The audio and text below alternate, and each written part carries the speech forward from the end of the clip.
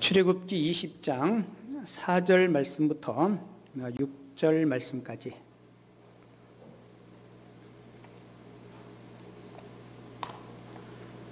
출애굽기 20장 4절로 6절 말씀 우리 한 목소리로 같이 읽도록 하겠습니다. 같이 읽습니다. 너를 위하여 새긴 우상을 만들지 말고 또 위로 하늘에 있는 것이나 아래로 땅에 있는 것이나 땅 아래 물속에 있는 것에 어떤 형상도 만들지 말며 그것들에게 절하지 말며 그것들을 섬기지 말라. 나 네 하나님 여호와는 질투하는 하나님인즉 나를 미워하는 자의 죄를 갚되 아버지로부터 아들에게로 3, 4대까지 이르게 하거니와 나를 사랑하고 내 계명을 지키는 자에게는 천대까지 은혜를 베푸느니라. 아멘. 지난 한 주 동안 찬양과 기도와 예배 많이 고프셨죠? 제 아내가 당신 설교하지 않아서 입이 근질근질하겠다고 그 말을 해요. 그러고 보니까 지난주 설교하고 한 주 동안에 새벽 기도의 수요 예배, 물론 제가 성경을 읽고 우리 교육자들하고 아침에 주회를 하면서 이렇게 간단하게 예배를 드리긴 했지만 이렇게 공적인 예배를 한 주 동안 드리지 못했어요. 아마 오늘 예배를 드리는 모든 성도님들도 우리가 교회에 모여서 하나님 앞에 예배하고 마음껏 찬양하고 기도할 수 있는 게 그런 일상적인 은혜들이 얼마나 귀하고 아마 값진 것인가를 이번 기회를 통해서 아마 깨달았을 겁니다. 우리 인생의 생사를 주관하시는 우리 하나님께서 우리의 치료자가 되시고 오늘 예배에 참석한 우리 사랑하는 모든 성도님들 질병 속에서 지켜주시고 구해주시고 어떤 연약함과 아픔이 있다 할지라도 하나님께서 치유해 주실 줄을 믿습니다. 라파의 하나님, 치료의 하나님이 오늘 예배하는 우리 모든 성도님들 가운데 크신 은혜로 함께해 주실 줄을 믿습니다. 꽤 여러 해 전에 어느 초등학교에 있는 단군 신상이 목이 잘린 사건이 신문에 나오면서 사회적인 문제가 되었던 적이 있어요. 초등학교에 있는 단군 신상의 목을 누가 잘랐을까? 여러분, 저 목 누가 자른 것 같아요? 예수 믿는 사람이 자른 것 같아요? 안 믿는 사람이 자른 것 같아요? 경찰이 조사한 결과 그리스도인들이 우상을 회파한다고 저 목을 잘라버렸어요. 누가 잘랐느냐? 그 지역에 살고 있는 목사님, 장로님들이 저렇게 했다는 거예요. 여러분, 왜 그리스도인들이 이런 일을 하는 것일까요? 아마 10계명 중에 제2계명을 지킨다는 명분으로 아마 저렇게 한 것 같아요. 그런데 10계명의 제2계명을 잘못 이해했기 때문에 저런 일을 저지른 겁니다. 여러분, 단군 신상 자체가 우상이 되지 않아요. 그것을 대하는 사람들의 태도에 따라서 우상이 될 수도 있고 우상이 안 될 수도 있습니다. 여러분, 그 상을 없애버린다고 해서 우상이 완전히 없어지는 것은 절대로 아닙니다. 그리고 10계명 중에 제2계명, 오늘 본문 4절에 보면 너를 위하여 새긴 우상을 만들지 말라. 여러분, 10계명 중에 제2계명은 그런 우상을 다 부숴버려라, 다 파괴하라. 여러분, 하나님이 그런 의도로 말씀하신 것이 아닙니다. 오늘은 10계명 중에 제2계명을 통해서 하나님이 주시는 교훈과 은혜를 함께 나누도록 하겠습니다. 우리가 일반적으로 10계명 하면 율법, 계명, 명령 이런 생각들이 먼저 떠오르기 때문에 쉽지 않다라는, 그것을 지키는 것이 쉽지 않다라는 생각이 들어요. 그래서 사람들이 어려워하고 10계명을 자꾸 멀리하게 됩니다. 우리가 지난주에 말씀을 나눴듯이 여러분, 10계명은 하나님께서 우리에게 주신 놀라운 보물, 선물이라고 말씀드렸죠. 10계명은 구원의 조건이 아니라 구원받은 자의 삶의 지침이라고 이야기했습니다. 그리고 십계명은 우리 인간의 행복을 위해서 하나님께서 주신 계명입니다. 사람을 힘들게 하고 억압하고 규제하는 종교는 잘못된 종교요, 타락한 종교죠. 요즘 우리 주변에서 많이 보지 않습니까? 여러분, 십계명은 하나님을 섬기는 사람들을 위한 행복의 울타리라고 말씀드렸습니다. 그리고 십계명은 나를 보호하기 위한 하나님의 계명이에요. 그런데 오늘 제2계명은 너를 위하여 새긴 우상을 만들지 말라. 사절에 그렇게 이야기하죠. 여러분, 사람들이 왜 우상을 만들까요? 자, 보면 사절 한번 볼게요. 너를 위하여 새긴 우상을 만들지 말라. 여러분, 우상을 왜 만들어요? 사절에 보면 나를 위해서. 사람들이 우상을 만들 때 우상이 좋아서 아니면 우상을 위하여 우상을 만들지 않습니다. 우상은 다 자기를 위해서 만들어요. 여러분 한번 보세요. 미신을 섬기는 사람들 보세요. 다 나를 위해서, 자기를 위해서 미신을 섬깁니다. 출애굽기 32장에 보면 모세가 십계명을 받기 위해서 시내산에 올라가죠. 근데 모세가 더디 내려오자 산 아래에 있는 백성들이 뭐를 만들어요? 금송아지를 만듭니다. 출애굽기 32장 1절을 보면 백성이 모세가 산에서 내려옴이 더딤을 보고 모여 백성이 아론에게 이르러 말하되 일어나 뭐라고 얘기해요? 우리를 위하여 우리를 인도할 신을 만들라. 이 모세 곧 우리를 애굽 땅에서 인도해낸 사람은 어찌 되었는지 알지 못함이니라 라고 이야기하죠. 우상을 만드는 가장 근본적인 이유가 뭐예요? 자기를 위하여. 여러분, 가끔 부모님 살아계실 때 말도 잘 안 듣고 불효하던 자식이 부모님 돌아가시면 묘소를 엄청나게 잘 꾸미는 사람이 있습니다. 왜 그러는지 아세요? 돌아가신 부모님이 현재는 잘 못했지만 묘지라도 잘 꾸며주면 돌아가신 부모님의 혼령이 후손들을 잘 해주겠지라는 샤머니즘의 생각이 있기 때문에 그렇게 하는 거예요. 여러분, 오늘 본문 23절에도 보면 너희는 나를 비겨서 은으로나 금으로나 나를 위하여 신상을 만들지 말고라고 이야기하죠. 자, 보세요. 나를 비겨서 너희를 위하여. 여기서 나를 비겨서라는 말의 뜻이 뭐예요? 나를 대신해서. 그러니까 하나님을 대체하려고 만든 모든 것이 우상입니다. 제가 방금 전에 말씀드렸죠. 모세가 시내산에 십계명을 받기 위해서 올라갑니다. 그런데 모세가 40일이 다 됨에도 불구하고 내려오지 않아요. 백성들이 마음속에 두려움과 공포가 엄습해오기 시작합니다. 그래서 아론을 중심으로 만든 게 뭐예요? 금송아지예요. 금송아지. 근데 그들이 금송아지를 우상으로 만들었나요? 아니요. 이스라엘 백성들이 모세가 산에서 대대되올 때 만든 금송아지는 우상으로 만든 게 아닙니다. 그들은 어떤 의도로 금송아지를 만들어요? 출애굽기 32장 4절에 보면 이는 너희를 애굽 땅에서 인도해낸 너희의 뭐라 얘기해요? 신이로다라고 이야기하죠. 그러니까 하나님을 금송아지로 형상화한 겁니다. 그러니까 금송아지가 곧 뭐예요? 하나님입니다.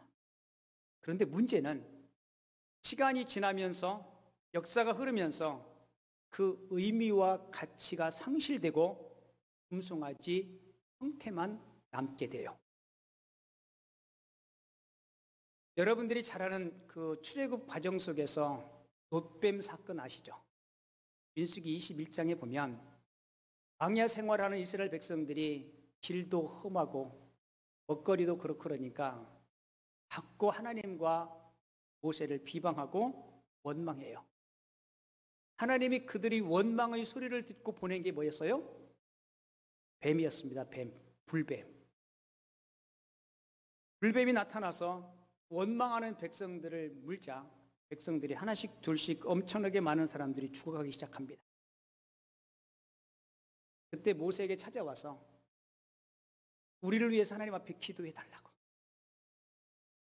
여러분, 그때 모세가 하나님 앞에 기도할 때 하나님이 주신 처방이 뭐예요? 놋뱀을 만들어서 장대에 달라. 그것을 쳐다보는 자는 생명을 얻을 것이다. 결국 모세가 놋뱀을 만들어서 장대에 달고 그것을 쳐다보는 사람이 생명을 얻게 되죠. 그런데 문제는 세월이 지난 그 훗날 놋뱀이 어떻게 된지 아세요? 열왕기하 18장 4절 같이 볼게요. 그가 여러 산당들을 제거하며 주상을 깨트리며 아세라 목상을 찍으며 모세가 만들었던 놋뱀을 이스라엘 자손이 이때까지 향하여 뭐했다 그래요? 분향함으로 그것을 부수고 느후 스단이라 일컬었더라. 여러분, 이 말씀은 히스기야 왕 때 있었던 일을 소개하고 있는데요. 히스기야 왕은 여호와 보시기에 선한 왕, 착한 왕이었습니다. 히스기야가 왕이 되자마자 첫 번째 한 일이 뭔지 아십니까? 우상을 회파하고 우상을 파괴하는 그 일을 해요. 그런데 우상을 때려 부실 때 그 중에 한 우상이 뭐였다고요? 모세가 만들었던 그 놋뱀. 여러분, 그 놋뱀의 의미 그리고 놋뱀의 가치는 사라지고 놋뱀 자체가 뭐가 되어버렸어요? 우상이 되어버린 겁니다. 히스기야가 왕이 될 때까지 사람들이 놋뱀을 쳐다보면서 뭐 했다고요? 분향하고 그것께 예배했다는 거예요. 히스기야 왕이 이것을 때려 부시고 그 이름을 뭐라 그랬어요? 느후하단. 이게 무슨 뜻이냐면 놋조각이라는 뜻입니다. 이 놋조각을 산산조각 내버려요. 여러분, 이 사건을 통해서 우리에게 주는 교훈이 뭐예요? 여러분, 우상은 처음부터 우상으로 만들어지는 경우가 거의 없다는 겁니다. 금송아지도 그리했고 놋뱀도 그리했어요. 여러분, 우리 교회가 소속되어 있는 교단이 대한예수교 장로의 합동측이죠. 우리 합동측은 총회의 결의로 강대상 뒤에 십자가를 걸지 말 것을 결의했어요. 지금 이제 스크린 때문에 십자가가 없어졌는데 우리 교회에서 노예를 2번 했어요. 그죠? 노예를 할 때마다 우리 교회를 온 선배 목사님들이 저를 불러서 아주 엄한 어조로 송 목사 강대상 뒤에 십자가 띄어. 저한테 몇 번 이야기를 했어요. 솔직히 저는 개인적으로 강대상 뒤에 십자가 새벽에 뒤에 불 켜고 그러면 은은한 불꽃도 있고 저는 개인적으로 그게 되게 좋아요. 그런데 여러분, 교단에서 왜 그렇게 결정했는지 그 이유를 아세요? 자칫 잘못하다 보면 십자가의 의미와 그 내용을 상실하고 십자가의 형틀만 붙들고 있기 때문에 그래요. 가끔 십자가를 어떤 주술이나 샤머니즘처럼 생각하는 분이 있습니다. 여러분, TV에도 보면 가끔 그런 거 있죠. 어떤 악기들이 나타나면 어떻게 해요? 이 십자가를 막 들고 이렇게 막 내밀면서. 그러니까 어떤 분은 그래요. 그러면 이 종에 있는 이 십자가는 왜 안 떼냐? 강대상 앞에 있는 십자가도 떼야 되지 않냐? 뭐 그런 이야기들을 하는데 사실은 그런 위험성 때문에 합동 쪽에서 그렇게 발장한 거예요. 물론 우리 김포 남현교회 모든 성도님들은 그렇게 생각하는 분들은 계실 거예요. 여러분, 하나님은 오늘 성경을 통해서 분명히 이렇게 말씀하죠. 너를 위하여 새긴 우상을 뭐라고요? 만들지 말라. 형상을 만들지 말라는 거예요. 여러분, 하나님은 눈에 안 보이시죠? 하나님은 한 번도 우리들에게 어떠한 모습으로 나타나신 적이 없습니다. 하나님은 늘 우리에게 어떻게 찾아와요? 말씀으로 찾아오십니다. 여러분, 타락한 인간은 하나님을 직접 볼 수가 없어요. 성경은 뭐라고 이야기해요? 그 하나님이 영광 앞에 죄된 인간이 서면 인간은 죽는다라고 이야기해요. 여러분, 하나님은 영이고 하나님은 인격이십니다. 어떠한 눈에 보이는 형상으로도 하나님을 대신할 수가 없는 겁니다. 여러분, 모세가 출애굽의 영도자로서 백성들을 이끌고 올 때 얼마나 속상하고 힘든 일을 많이 경험해요. 모세가 너무너무 속상하자 하나님 앞에 이런 부탁을 하죠. 하나님 얼굴 한 번만 보여주세요. 출애굽기 33장 18절에 보면 주의 영광을 내게 보이소서라고 모세가 하나님 앞에 하나님을 좀 보여달라고 얘기해요. 그때 하나님께서 모세에게 하나님의 등만 보여주세요. 여러분, 왜 등만 보여줬을까요? 하나님을 보고는 살짝 없기 때문에. 만약에 모세가 하나님의 모습을 정말 눈으로 목격했다면 하나님의 소중한 사람을 하나님이 잃기 때문에 등만 보여주신 거예요. 그리고 하나님이 모세에게 등만 보여준 또 한 가지 이유가 있어요. 모세에게 모세야, 너는 내 등만 보고 따라오면 돼. 속상하고 근심 있고 걱정 있지만 나만 보고 나만 따라오면 돼. 여러분, 이게 올바른 신앙인 줄을 믿습니다. 특별히 이 계명을 말씀하시면서 하나님 자신을 의인화시키면서 우리에 향한 그 열렬한 사랑을 이렇게 표현해요. 나는 질투하는 하나님이라고. 오늘 성경 5절 한번 볼게요. 그것들에게 절하지 말며 그것들을 섬기지 말라. 나 네 하나님 여호와는 뭐라고 얘기해요? 질투하는 하나님이라고 소개하죠. 여러분, 하나님과 어울리지 않는 이야기죠. 실제로 하나님은 질투할까요, 안 할까요? 여러분, 질투라는 말은 거룩하신 하나님과 어울리지 않는 말이에요. 어떻게 거룩하신 하나님이 질투나 할까? 질투는 인간적인 표현들인데 왜 이 용어를 쓸까? 여러분, 질투라는 말에는요, 반드시 전제되는 요소가 있습니다. 그게 뭘까요? 바로 사랑입니다. 여러분, 하나님이 우리를 질투하신다는 말은 하나님은 저와 여러분들을 사랑의 관계로 만나고 싶다는 거예요. 여러분, 십계명은 단순한 율법이 아니라 그랬죠.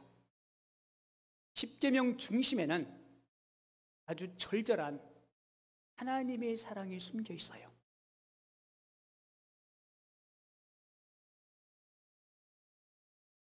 그 TV 어떤 드라마인가 그 대사 가운데 이런 얘기를 하더라고요.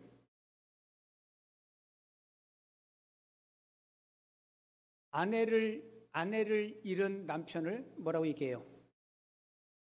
호랍이라고 이야기하죠. 남편을 잃은 아내를 바보라고 이야기해요. 부모를 잃은 자식을 뭐라고 얘기해요? 호라고 이야기해요. 그러면 자식을 잃은 부모를 뭐라고 이야기해요? 자식을 잃은 부모는 뭐라고 형용할 말이 없어요. 왠지 아세요? 자식을 잃은 그 마음. 여러분, 자식을 잃은 부모의 슬픔을 어떤 말로도 형용할 수 없기 때문에 자식을 잃은 부모를 지칭하는 말이 없어요. 남편을 잃은 사람, 아내를 잃은 사람, 부모를 잃은 사람은 바보니 호랩이니 고아라는 말이 있지만, 자 보세요. 여러분, 하나님이 저와 여러분들을 얼마나 열렬히 사랑해요. 하나님은 독생자 하나밖에 없는 그 자식을 저와 여러분들에게 내주셨어요. 그러니까 자식을 잃은 하나님 아버지의 그 마음을 인간적인 말로는 형용할 수가 없습니다. 하나님 그렇게 말씀하는 거예요. 나는 질투하는 하나님이라. 이 말씀은 난 너희를 이렇게 열정적으로 사랑한다는 말씀이에요.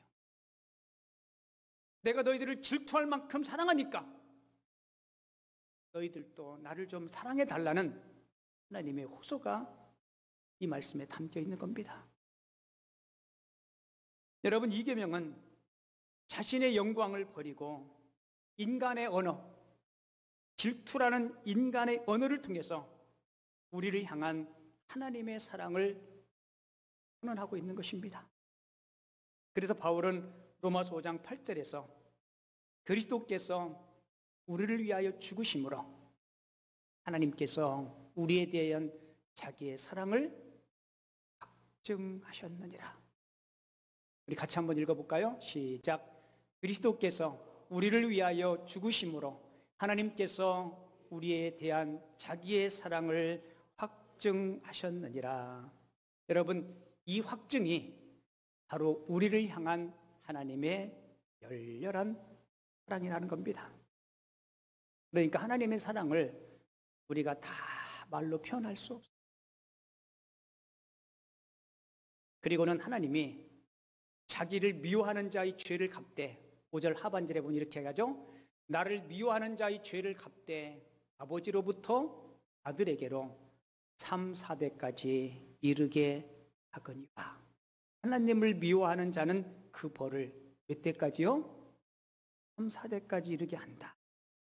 여러분, 이 말씀 때문에 선풍적인 인기를 끌었던 책이 과거에 한 권 있었어요. 뭔지 아세요? 여러분들도 잘 아는 책일 건데요. 가게에 흐르는 저주를 끊어라. 여러분, 그 책 제목은요, 그리고 내용은요, 우리 한국인의 정서와 이렇게 딱 맞습니다.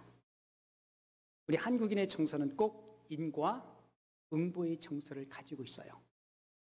사자성어 가운데 와신상담이라고 들어보셨나요?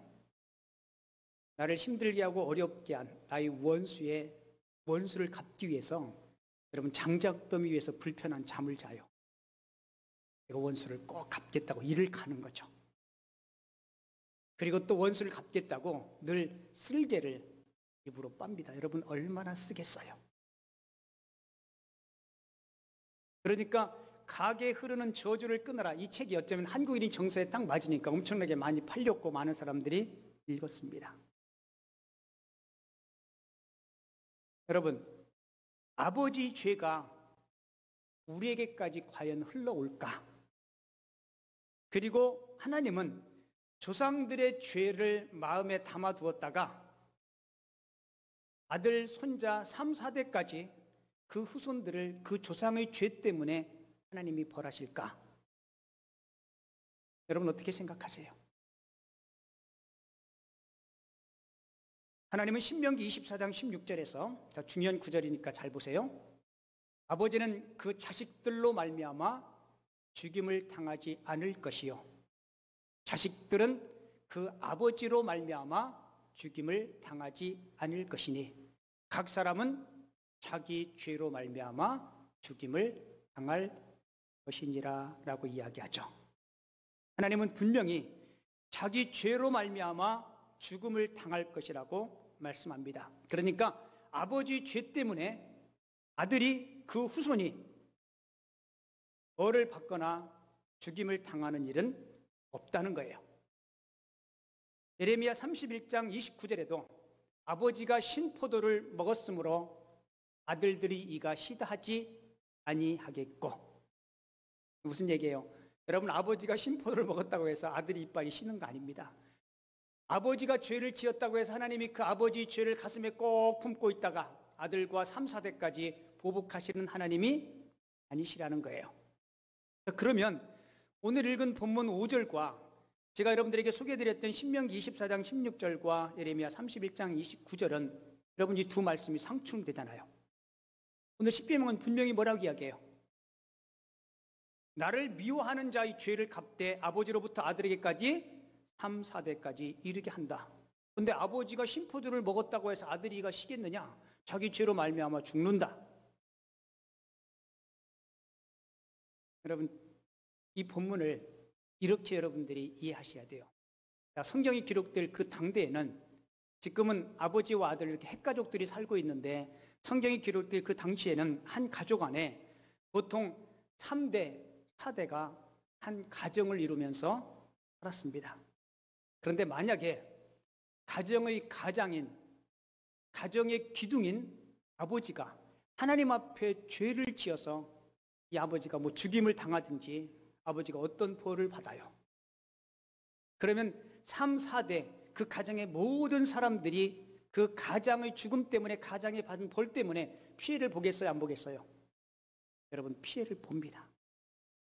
이런 문화와 풍습을 이렇게 표현한 거예요.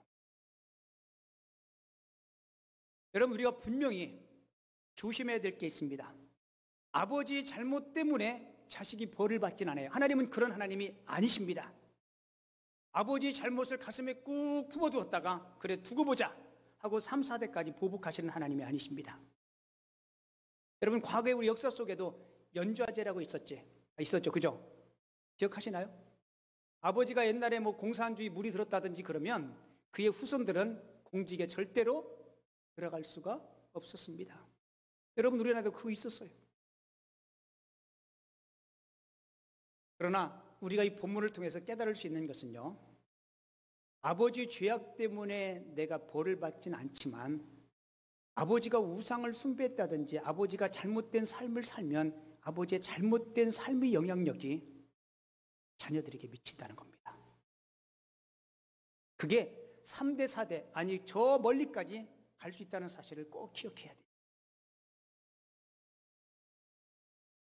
여러분, 미국에 유명한 케네디가가 있습니다. 미국의 35대 대통령을 배출한 존 F 케네디가예요. 미국 사람들은 케네디가의 저주라는 말이 있다 그래요. 케네디가의 저주. 원래 이 가문은 아일랜드 출신의 가난한 가문에서 시작이 돼요. 그런데 세계적인 명문 가문이 되죠. 로얄 패밀리, 요즘 이야기하면 금수저 가문이 됩니다. 보통 그 가문의 사람들은요, 하버드 대학 출신들이 태반이라 그래요. 뛰어난 머리, 그리고 인기, 매력이 넘치는 가문. 그런데 이상하게 이 명문 가문 가운데 케네디가의 저주라는 말이 나오게 된 거예요. 케네디가의 저주라는 말이 나올 정도로 그 가문에 엄청난 재앙들이 있습니다. 제가 쭉 역사적인 사실이니까 소개해 드릴게요. 1941년부터 로즈마리 케네디는 정신지체로 살아갑니다. 1944년에 조세프 케네디는 항공기 폭발로 사망을 해요. 1956년 제클린 케네디는 죽은 아이를 낳습니다. 1961년 조세프 케네디 3세는 언어장애와 반신장애의 질병을 가지고 삽니다. 1964년 패트릭 케네디는 생후 이틀 만에 세상을 떠나요. 여러분들이 잘 아는 존 F 케네디, 미국 35대 대통령이고요. 가장 최연소로 미국 대통령이 됩니다. 그리고 1963년 11월 22일에 존 F 케네디 대통령이 암살을 당해요. 그때 나이가 46살이었습니다. 1964년 에드워드 케네디 상원의원은 항공기 추락 사고를 당하게 됩니다. 1968년 로버트 케네디 상원의원은 또 누군가에 의해서 암살을 당합니다. 1969년 테드 케네디가 운전하던 자동차가 다리에서 떨어지는 바람에 그와 함께 동승했던 아내가 세상을 떠나요. 1969년 테드 케네디가 그 사건 후에, 그 사고 후에 텔레비전에서 나와서 이런 얘기해요. 어떤 무서운 저주가 우리 케네디가의 모든 사람들을 위해 실제로 드려진 것을 내가 느낀다라고. 1973년 에드워드 케네디 2세는 뼈에 암이 발생해서 오른쪽 다리를 절단하게 됩니다. 1984년 데이비드 케네디는 마약 과다 복용으로 사망을 하게 되고요. 1997년 마이클 케네디는 스키를 타다가 사고로 죽어요. 1999년 존 F 케네디 2세는 항공기 취약 사고로 사망을 합니다. 그래서 케네디가의 저주라는 말이 미국 사람들에게 떠도는 거예요. 여러분, 왜 그 말이 따라다녔을까요? 그 가문에? 재밌는 것은요, 뉴욕 타임즈 작가였던 에드워드 클라인이라는 사람이 케네디가의 저주, 그 가문을 조사하고 책을 한 권을 썼어요. 그리고 그 책에서 케네디가의 저주가 왜 내렸는지에 대한 결론을 이렇게 내립니다. 케네디 가문은 머리가 명석했고 돈이 있었고 권세가 있었기 때문에 그 가문의 모든 사람들이 마음속에는 우리 가문은 뭐든지 할 수 있다는 자만심이 있었다는 거예요. 그러니까 케네디 가문은 명석한 머리, 그리고 권세, 부, 권력 있기에 모든 것을 할 수 있다는 그것이 가문의 우상이 되었다는 겁니다. 그는 그의 책에서 그렇게 이야기해요. 여러분 보세요. 가문의 이런 분위기에 영향을 받은 케네디가의 사람들은 하나님 없이도 우리 가문의 명석함 때문에 우리는 뭐든지 할 수 있다. 그러니까 그 가문의 잘남이 그 가문의 뭐가 되어버린 거예요? 우상이 되어버린 겁니다. 하나님 없이도, 하나님을 의지하지 않고도 우리 가문은 뭐든지 할 수 있다. 여러분, 하나님은 나를 미워하는 죄를 갚되 아버지로부터 3, 4대까지 이른다. 여러분, 이 말은 제가 설명드렸듯이 아버지 죄 때문에 아들이 벌을 받는다는 이야기는 아닙니다. 그러나 분명한 사실은 아들은 아버지, 조상들의 나쁜 영향력 때문에 죄를 지을 수 있고 망할 수 있다는 사실을 성경은 분명히 우리들에게 말씀하고 있습니다. 여러분, 그래서 우리가 잘 살아요. 그래서 우리가 하나님을 잘 섬겨야 됩니다. 우리가 자식들에게 줄 수 있는 가장 최고의 유산은 바로 믿음의 유산임을 꼭 기억하시기 바랍니다. 혹시 여러분들이 가게에, 여러분들이 가문에 나쁜 영향력이 혹시 있어서 그것 때문에 무서워하고 떨 필요는 없어요. 우리가 흔히 병원에 가면 가족력을 묻죠. 가족 가운데 혹시 이런 질병을 앓은 분이 계십니까? 라고 물어요. 여러분, 그런 질병도 뭐 고혈압이 됐든지 뭐가 됐든지 유전돼요, 안 돼요? 유전됩니다. 여러분, 남자분들 대머리도 유전돼요, 안 돼요? 여러분, 대머리도 유전돼요. 보세요. 어떤 질병, 때로는 중독, 마약, 도박, 불륜, 가난, 악령 숭배. 여러분, 이런 분위기가 만약에 선조들에게 있었고 선조들로부터 우리가 그 교훈을 받고 영향을 받는다면 틀림없이 그 가문은 파멸될 수밖에 없어요. 우리가 흔히 욕하면서 배운다는 말이 있죠. 이걸 심리학적 용어로 증오적 동일시라 그래요. 선조들이 우상을 섬기는 경우 그 악한 영들이 후손을 통제하려고 덤벼든다는 사실을 꼭 기억하시기 바랍니다. 근데 우리가 이런 악한 영향력들이 있을 때 우리가 반드시 예수 그리스도를 믿는 믿음으로 성령의 능력으로 이 악한 영향력들을 끊으셔야 돼요. 그렇지 않으면 하나님이 벌을 주시는 것이 아니고 조상들로부터 내려온 그런 악한 영향력 때문에 우리들의 후손이 어렵고 후손이 하나님의 심판을 받고 파멸에 이를 수 있다는 사실을 기억하시기 바랍니다. 그리고는 제2계명을 말씀하시면서 하나님께서 하나님을 사랑하고 그를 잘 섬기는 자에게 하나님께서 1000대까지 은혜를 주시겠다 약속했어요. 성경 한번 볼게요. 본문 6절 같이 읽을게요. 시작. 나를 사랑하고 내 계명을 지키는 자에게는 1000대까지 은혜를 베푸느니라. 사실 이 1000대는요 비유적인 표현이에요. 여기서 이야기하는 1000대는 영원히, 뭐라고요? 영원히. 여러분, 그래서 하나님의 은혜와 자비는 영원한 것입니다. 인류 역사상 가장 넓은 영토를 차지했던 황제가 징기스칸이라 그러죠. 여러분, 징기스칸이 황제가 될 것을 끝까지 믿고 충성했던 몇몇 신하들에게 징기스칸이 황제가 된 후에 그들에게 놀라운 상을 내려요. 그리고 그들에게 놀라운 칭호를 줍니다. 타르탄이라는 칭호를 줘요.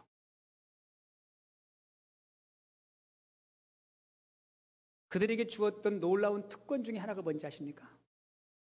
여러 가지 8가지 특권을 줍니다. 그 중에 하나가 이 특권이 앞으로 4대까지 지속될 것이다 라고 이야기해요. 그 특권 중에 하나가요, 모든 세금을 면제해 준다. 가지고 싶은 땅은 얼마든지 가질 수 있다. 한 가지 특권만 있어도 기가 막힌 특권인데, 그리고 자기 당대뿐만 아니라 4대까지 특권이 지속될 것이다. 여러분, 한 나라의 황제를 위해서 충성하고 한 나라의 황제를 위해서 헌신할 때 4대까지 특권이 주어졌는데, 하물며 천지 만물을 창조하신 우리 하나님을 사랑하고 그분 앞에 충성하면 하나님은 언제까지 특권을 주세요? 아니요, 영원히. 성경은 1000대까지. 그러니까 10계명의 제2계명은 하나님은 우리를 열정적으로 사랑하는데, 뜨겁게 사랑하는데, 내가 너희를 사랑하는, 말로 형용할 수 없는 그 사랑을 너희들에게 베풀었는데 너희들도 그 사랑을 좀 쏟으면 어떻겠느냐.